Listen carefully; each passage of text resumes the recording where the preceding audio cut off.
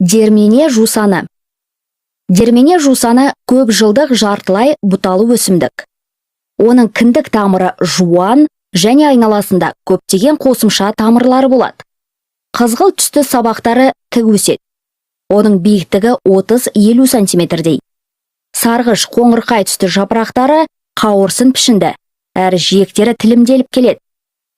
Гүлдеудің алдында жапырақтары түгел түседі. Жаз мезгілінде толық гүлдеп, күзде жеміс береді.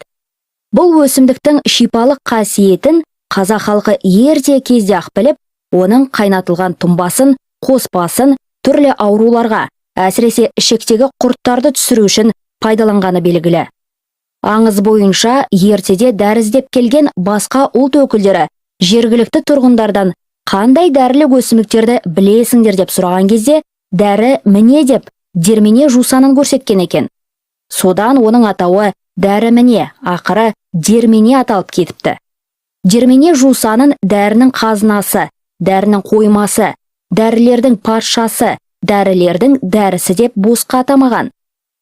Оның жапырағы, гүлі, тұқымы және сабағы да дәрілік шикізат болып табылады. Алдымен гүлі ашылмай тұрғанда жапырақтарын жинайды, содан кейін гүлі мен сабағын жинайды. Жусанның тұнбасы адамның тәбетін ашады, асқазан мен ішек бездерінің қызметін жақсартады. Демікпеге шалдыққан адамға оның сабағы мен жапырағының түтінін иіскесе ем болады.